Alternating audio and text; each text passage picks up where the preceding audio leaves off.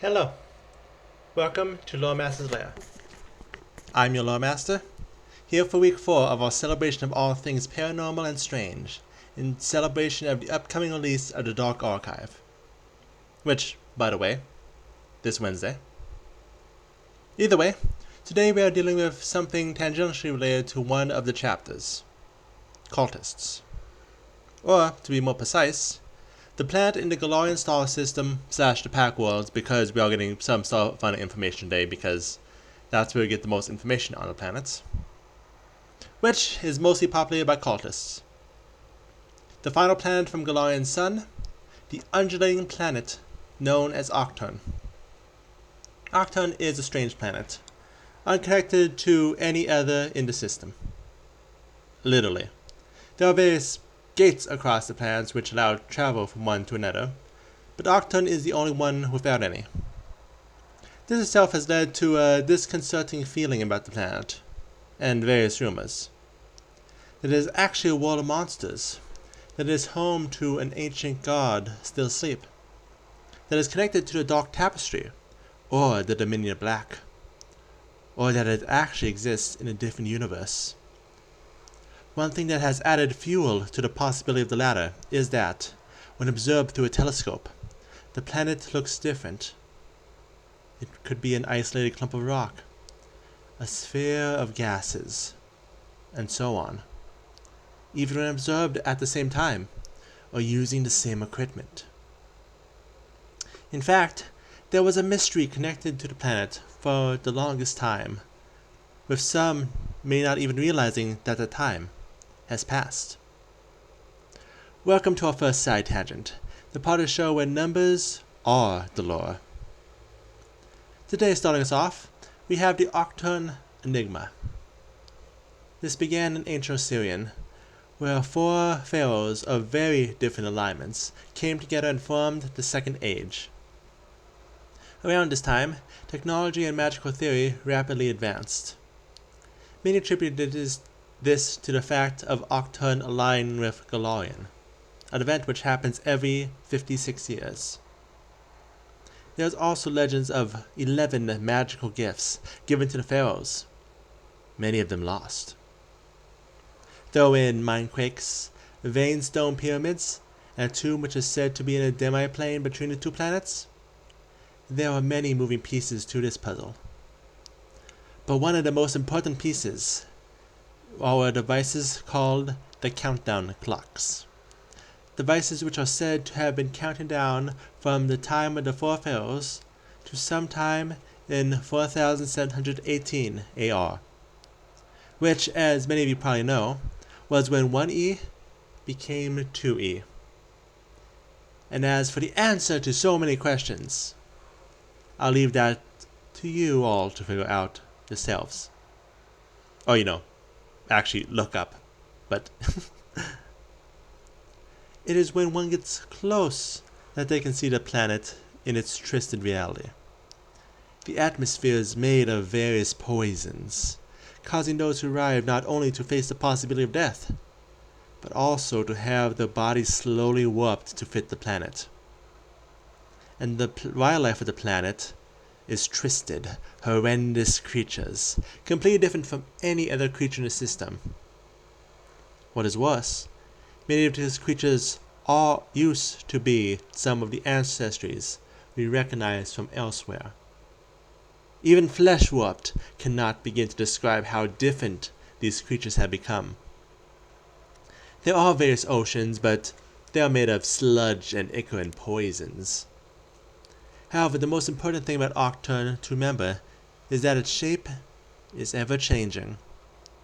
Its diameter is inconsistent, forever growing and contracting, as if it were a creature breathing.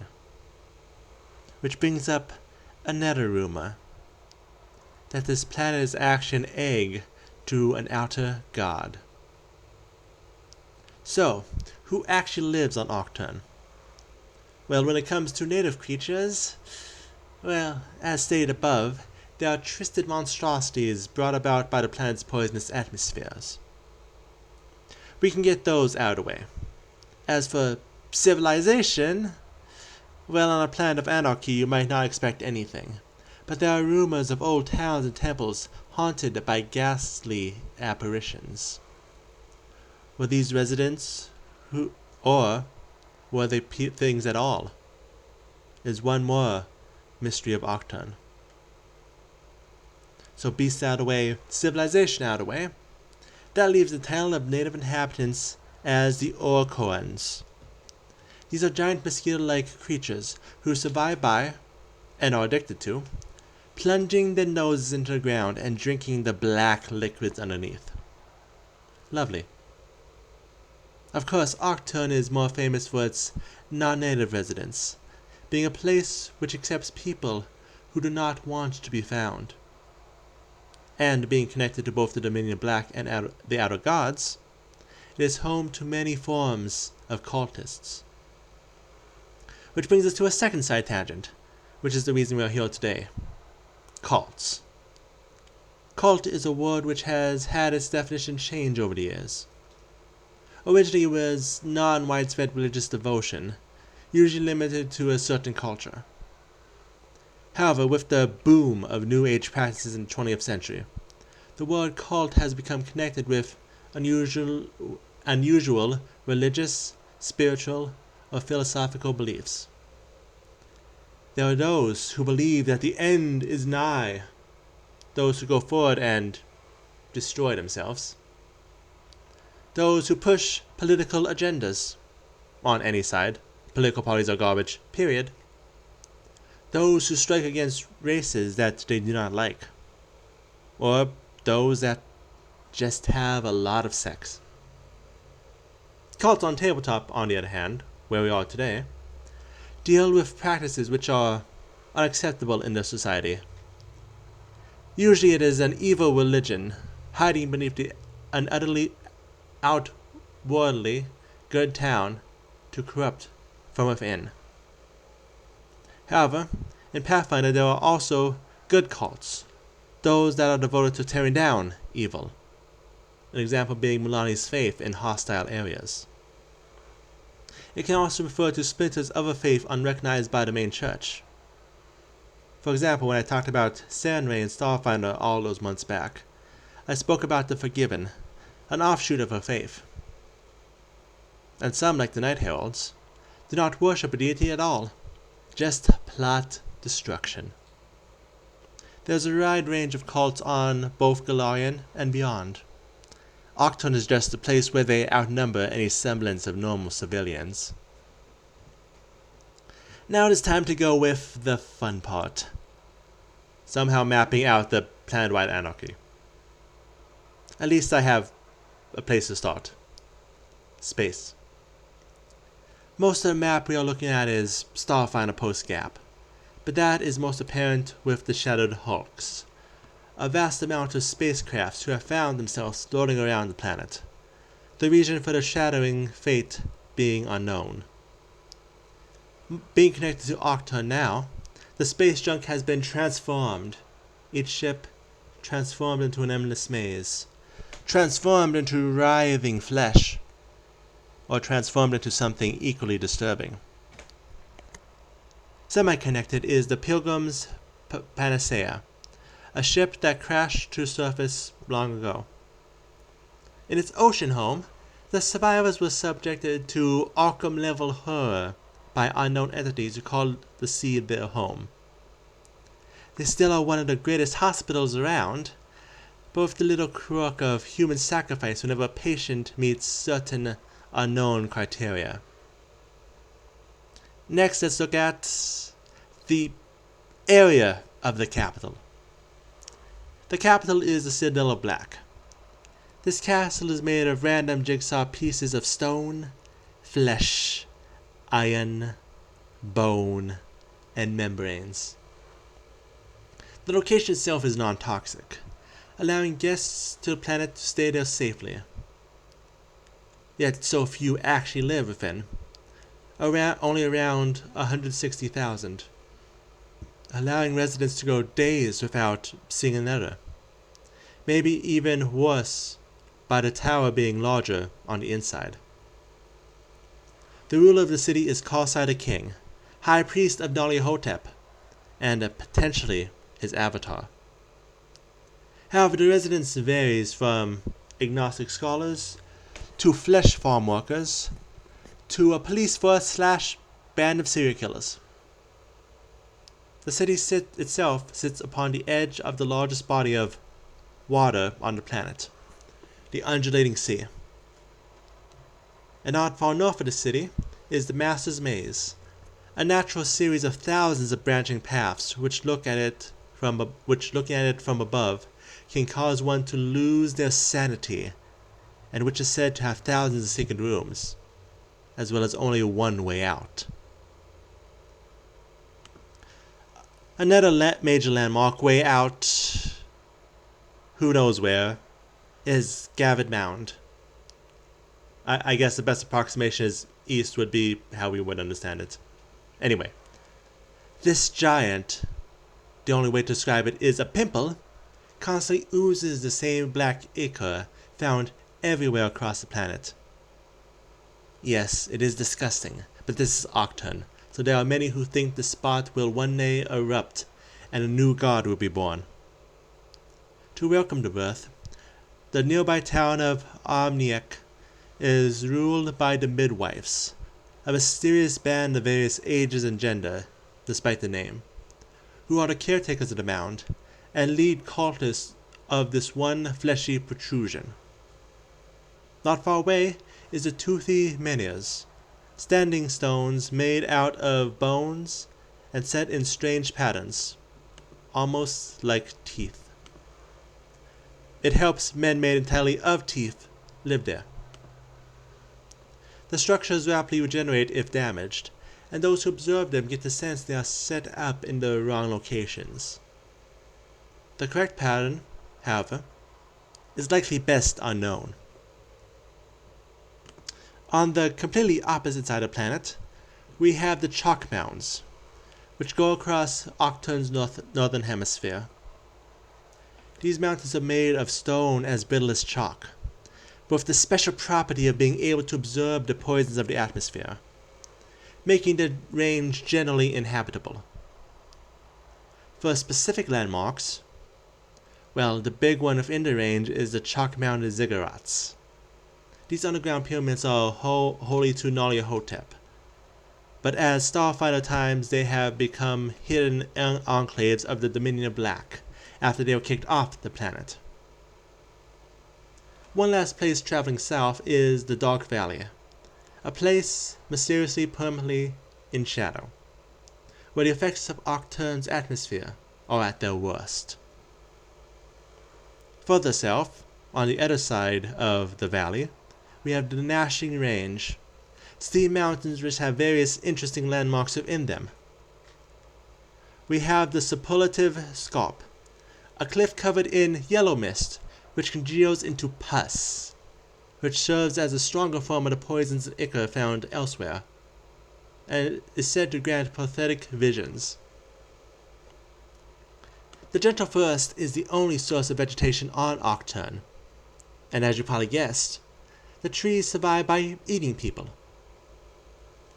Finally, on the south side of the range, one will find the Blackened Key, an Abadar Corp research facility overtaken by the Dominion of Black.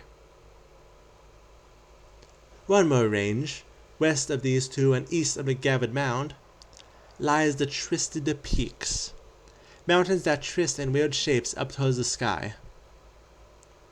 One of these peaks is famous for a staircase upon it, the Sideways Steps, that take one to a parallel version of Aucturn. It's usually a one-way trip. It also has two notable structures in it. First is the Monastery of the Hunger Enders, a monastery for Aucturns who have broken their mad addiction to the ichor of the planet by becoming undead. The other is Righteousness, a hidden staging ground for angels, ready for a battle they are aware is about to occur on the planet. Wish they would tell us what is going to happen, but whatever, we can wait. Now this section has been long, so let's break it up a bit. Side tangent number 3. Let us take a look at a cult, but make it less random by looking at one to an outer god. The Knights of Nimbeloth. With the advent of drift travel, these cults who hunt on the riverside saw a new waterway before them. Here they work to track down those who try to attack those in the drift, and attack them in turn. However, this is not done in a sense of altruism, but by the tenets of Nimbeloth, which tasks their followers to hunt predators on their own hunt. And if they fight back, all the more fun.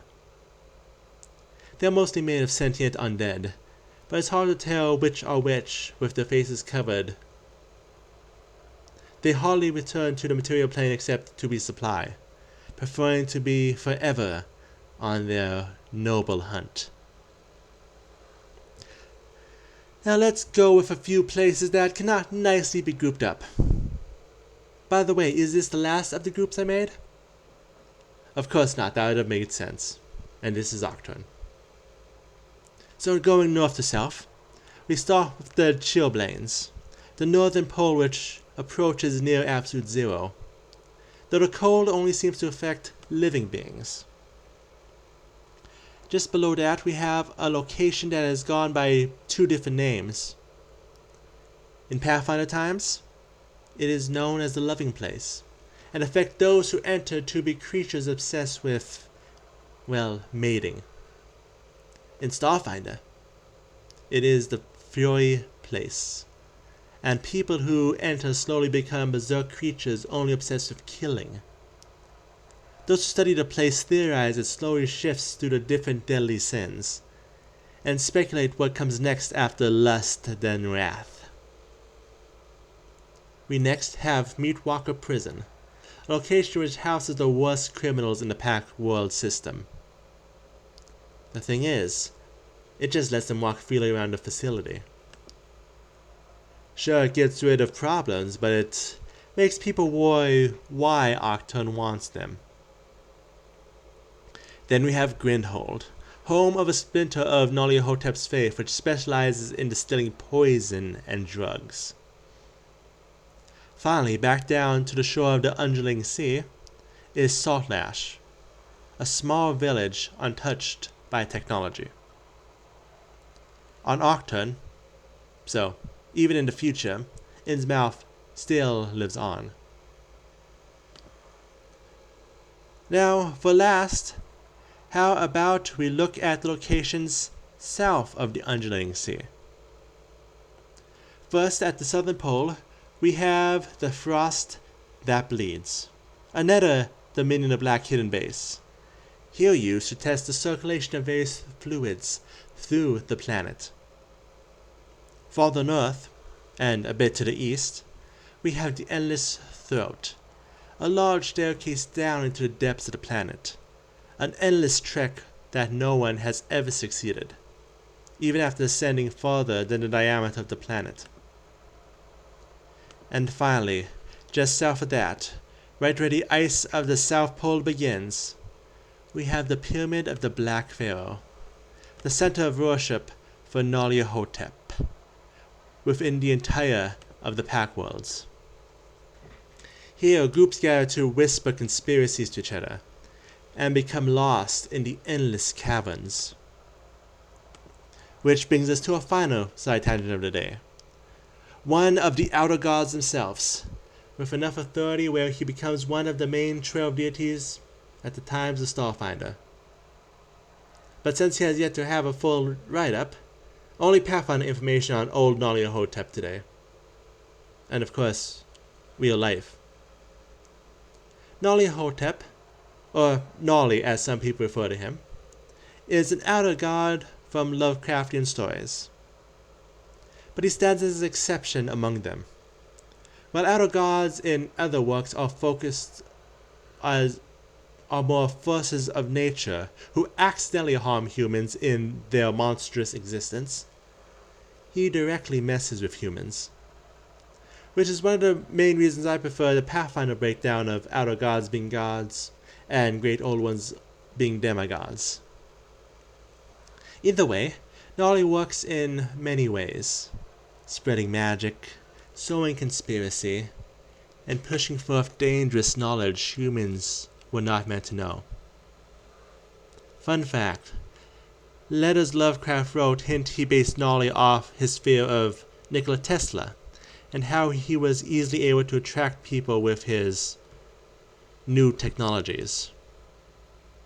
You can just add that to the list of nonsensical things Lovecraft was afraid of. But what gnarly is best known for is his endless number of avatars, sometimes referred to as masks, which he uses to directly interfere in the world. In Pathfinder alone, he was statted with 3 separate avatars: the famed Black Pharaoh, the hunter known as the Faceless Sphinx, and the galactic hunter known as the Hunter of the Dark.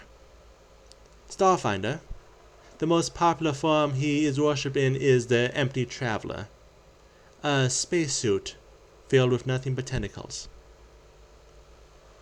But other forms of him include the Beast, the Black Man, the Bloated Woman, the God of Bloody Tongues, the Bye-Bye Man from that recent movie, not so good,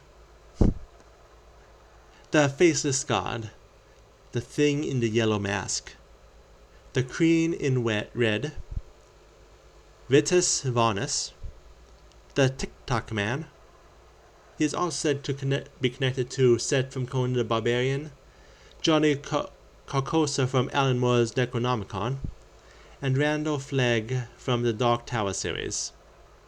And some even go so far as to connect him to Batman's Joker. And let's not forget the actually good-aligned Green Man, and the Kruskaya equation, a math problem that causes the person who solves it to become another one of his avatars. That's right, gnarly is math. Or math is gnarly. That way sounds funnier. And with him being one of the main deities in Starfinder, I cannot wait for the adventure which would allow him to have a full write-up. It's gonna be crazy. And that ends today's video, and also my conspiracy voice. I'm gonna see if I want to do that for any of the other videos. Probably just annoyed you guys, but anyway. Glad I was able to use my special and an excuse to talk of both one of the planets as well as one of the most famous outer gods. I cannot wait till the day we get full write-ups in Starfinder Adventure and what event will actually cause that to happen. But for now, we leave our little event and prepare for the arrival of the book this month has been focused on. So I'll see you next week with a video celebrating as much.